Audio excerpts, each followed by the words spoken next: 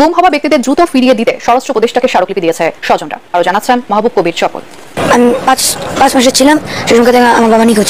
আমি চাই যে আমার বাবা মুক্তি পাক। আমি ছোটবেলা থেকে আমার বাবার শুধু পিকচার আর ভিডিওতে দেখে আমি বড় হয়েছি। ইলিয়াস আলী ভাই বেঁচে আছেন। ইলিয়াস আলী ভাই সম্ভবত তাদের পরিবারকে ইনফর্ম করা হয়েছে উনার অবস্থান নিয়ে, হি ইজ আন্ডার ট্রিটমেন্ট, এবং সেনাবাহিনী চাচ্ছে না উনাকে এখনই তার পরিবারের কাছে হস্তান্তর করতে।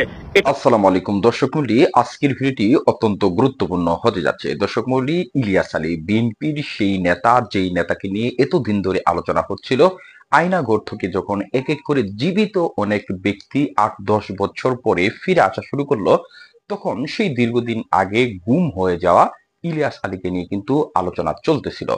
এরই মধ্যে আজকে কিন্তু নিশ্চিত হওয়া গেছে যে ইলিয়াস আলী সাহেব, বিএনপির সেই নেতা, জীবিত আছে। দর্শক মণ্ডলী, আজকের ভিডিওটি যদি সম্পূর্ণ দেখেন আপনারা অনেক গুরুত্বপূর্ণ তথ্য জানতে পারবেন। কথা না বাড়িয়ে সম্পূর্ণ ভিডিওটি একটু শুরু থেকে শেষ অবধি মনোযোগ দিয়ে দেখে আসুন। পোস্ট দেওয়ার জন্য ধন্যবাদ জানাই। সেকেন্ড থিং হলো আজকে এবং অনেকগুলো কাজ তারা করে যাচ্ছেন সরকার। পররাষ্ট্রমন্ত্রী বলেছেন, পররাষ্ট্র উপদেষ্টা ভারতের সাথে প্রত্যেকটা চুক্তি রিভিউ করবেন। If necessary they can abolish those treaties যদি এটা দেশ বিরোধী এবং বাংলাদেশের মানুষের বা দেশের স্বার্থের বিপক্ষে বা বাহিরে যায়। Ladies and gentleman, so they are not sitting down, they working, so please allow them some time. তাদের চরিত্র হনন করবেন না। বারবার বলি, এদের চরিত্র হনন করলে এরা ইজ্জতওয়ালা মানুষ, এরা খুব কষ্ট পায়, এরা বিব্রত হয়, কারণ এরা আওয়ামী লীগ না যে আপনি এদিকে শুনবে আর এদিকে বের করে দিবে।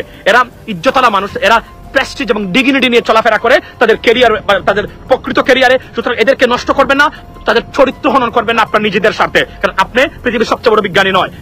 বাই দ্য ওয়ে, যে কথায় আসছিলাম, আমার কথা মনে কিছু নেবেন না, মনে রাখবেন আমি সবকিছু ডিফারেন্টলি দেখি এবং এটাই আমার নিয়ম। এবং আমি প্রমাণিত হয়েছি, আমি যতটা বিষয় আলোচনা করেছি বিগত 5 বছর 6 বছর ধরে, আমি প্রত্যেকটা কথাই সত্য ছিল। অনেকে বলতেও পারেন, সেটা হয়তো বা প্রশংসা নাও দিতে পারেন, কিন্তু বাস্তবে আমি দেখেছি। এজন্য আমি কেয়ার করি না কে কি বললো, কার যুক্তি আমি আনবো।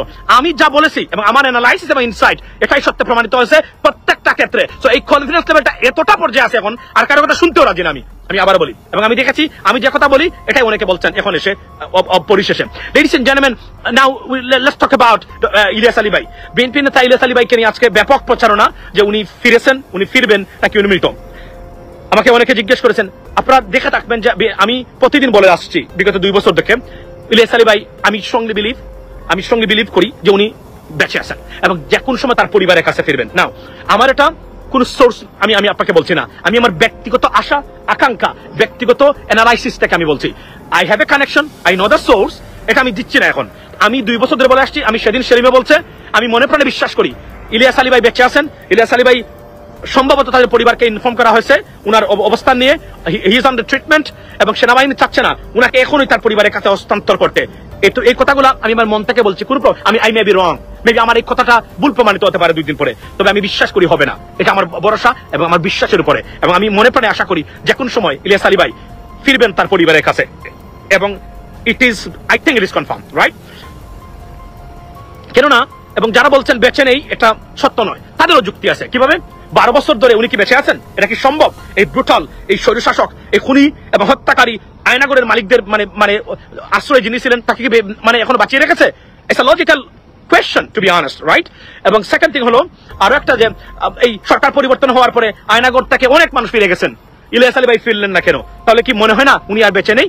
তারপরে কিছুদিন আগে মাসুদ রানা নামে একজন পুলিশের এসআই, উনি একটা লাইভ করে বলেছেন যে উনি ছিলেন র্যাবে 1-এর আপনার রিসেপশনে, উনি মনে প্রাণে বিশ্বাস করেন তাকে মেরে ফেলেছে।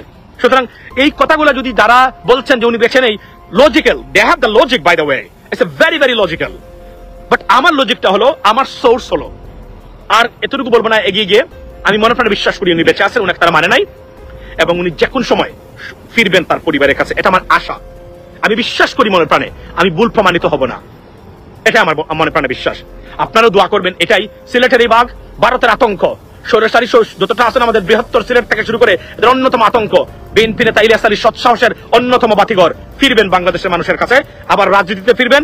রাজপথ মানুষের অধিকারে সগরম হবে, তার আওয়াজ কণ্ঠ শোনা যাবে প্রত্যেকটা পথে প্রান্তরে, প্রত্যেকটা কর্নার থেকে, লেডিস এন্ড জেন্টলম্যান। এবং একজন সিরিয়াসলি একজন সৎসাহস এবং অকুতবয় এই সৈনিকের দরকার আছে বাংলাদেশের জন্য, বাংলাদেশের প্রত্যেকটা সেক্টরের জন্য। সুতরাং আমি সিলেটের এই কয়েক বছরে যারা সিলেটে ছিলেন তারা কোনো উন্নয়ন করেননি সিলেটের জন্য। সিলেটকে সবচেয়ে নিগৃহীত সিলেটের মানুষ সিলেটকে উন্নত করেছে। আমি মনে প্রাণে বিশ্বাস করি সেই বাঘ ফিরে আসবেন বাংলাদেশের মাটিতে, এবং এই ভারতীয় আগ্রাসনের সবচেয়ে আতঙ্ক ইলিয়াস আলী ফিরবেন তার পরিবারের কাছে। এবং আমি আপনাকে কোন সোর্স বলছি না আবারও, আমি বিশ্বাস করি উনি বেঁচে আছেন। আবারও বলছি, এতটা প্রোপাগান্ডার মধ্যে আমি বলছি আমার কনফিডেন্সের জায়গা থেকে উনি ফিরবেন শীঘ্রই তার পরিবারের কাছে এবং উনি বেঁচে আছেন। আমি মনে করে বিশ্বাস করি সেনাবাহিনী উনাকে দিতে চাচ্ছে না, কারণ উনি আসলে একটা ভয়ঙ্কর পরিস্থিতির সৃষ্টি হবে অনলাইনে, অন দ্য গ্রাউন্ড। মনে রাখবেন, উনি কিন্তু ব্রিগেডিয়ার আমান আজমি বা আরমান সাহেবের মতো না। তারা ছিলেন ক্যারিয়ার, তারা একজন বিউরোক্র্যাট ছিলেন, রাইট, অর্থাৎ সিভিল সার্ভেন্টস। উনি একজন পলিটিশিয়ান, ভূমিকম্প সৃষ্টি হবে বাংলাদেশে উনি ফেরার পরে যদি উনি সুষ্ঠুভাবে। এটা আমি মনে করি আর্মি বা authority intentionally holding him back to return to give আচ্ছা ঠিক আছে, তার পরিবারের কাছে ট্রান্সফার করতে। সুতরাং আমরা কিছুদিন অপেক্ষা করব, আরো 1 সপ্তাহ আমরা অপেক্ষা করব। আমরা মনে প্রায় বিশ্বাস করি এর ভিতরে একটা ভালো খবর আমরা দেখতে পাবো, শুনতে পাবো। এটাই হলো আমার আজকের এই আপডেট। এবং ওয়ান্স অ্যাগেইন, অস্থির হবেন না, সরকারকে সময় দিন। ভুল মানুষের উদ্ভ্রান্ত অস্থির কথাবার্তা শুনবেন না, এই সরকারটাকে সময় দিন। যথেষ্ট রিফর্মস তাদের হাতে আছে, আস্তে আস্তে এগুলা হবে। আর না হলে কিন্তু তারা যা চায়, কেওয়াস এবং কনফ্লিক্ট এই সরকার এবং মানুষের মধ্যে সৃষ্টি করা, যা ভারত চাচ্ছে, শেখ হাসিনা বিন বাংলাদেশ কেওয়াটিক, বিশৃঙ্খল, এটা প্রমাণ করা। আমরা ফেল করব যদি আমরা অস্থির হই আর আমরা এগুলো শুরু করি। তাদের চরিত্র হনন করবেন না, সাপোর্ট দেন। দেখেন তারা কি করে, একের পর এক তারা সিদ্ধান্ত নিচ্ছেন। দেরিতে হলে দেখেন প্রত্যেকটা সিদ্ধান্ত যা আমরা চাচ্ছিলাম তারা নিয়ে আসছেন এবং তারা বাস্তবায়ন করে যাচ্ছেন প্রতিনিয়ত। দর্শক মণ্ডলী, আপনারা এতক্ষণ ধরে কিন্তু গুরুত্বপূর্ণ একটা ভিডিও দেখে এসেছেন। সেই ভিডিওটি দেখলে কিন্তু আপনারা ইলিয়াস আলী সম্পর্কে সম্পূর্ণ একটি ধারণা পেয়ে গেছেন। দর্শক মণ্ডলী, ইলিয়াস আলী সেই সিলেটের একজন বিএনপির ত্যাগী নেতা, বিএনপির একজন সাহসী নেতা, যাকে নিয়ে বিএনপির মধ্যে সব থেকে বেশি আলোচনা হচ্ছিল। দীর্ঘদিন থেকে তাকে নিয়ে আলোচনা হচ্ছিল, বিশেষ করে তার স্ত্রী লিনা এবং তার যে একটা ফুটফুটে কন্যা সন্তান রয়েছে, সেই সন্তান এবং তার স্ত্রী কিন্তু প্রধানমন্ত্রী শেখ হাসিনার সাথে সাক্ষাৎ করেছিলেন তাকে ফিরে পাওয়ার জন্য। এবং জিয়াউল আহসান নামে সেনাবাহিনীর একজন ঊর্ধ্বতন কর্মকর্তা, যাকে আয়নাঘরের কারিগর বলা হয়, তাকে যখন রিমান্ডে ইলিয়াস আলী সম্পর্কে জিজ্ঞাসা করা হয়েছিল তখন তিনি চুপ করেছিলেন।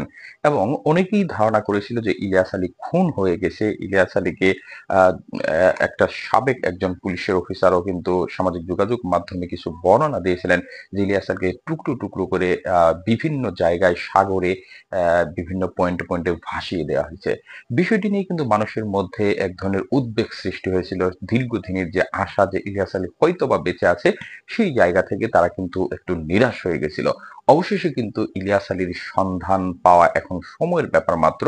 কারণ আপনারা জানেন যে বর্তমান সময়ে কিন্তু প্রশাসন নতুন করে ঢালাও করে সাজানো হচ্ছে এবং এখানে যারা অনৈতিক কর্মকাণ্ড করেছেন তাদেরকে সবাইকে ছেটে দেওয়া হচ্ছে, পাশাপাশি তাদেরকে আইনের আওতায় আনা হচ্ছে এবং যারা এই ধরনের গুম খুনের সাথে জড়িত ছিল তাদেরকে কিন্তু আইনের আওতায় এনে তাদের কাছে জিজ্ঞাসাবাদ করে একের পর এক চাঞ্চল্যকর তথ্যগুলো বেরিয়ে আসতেছে।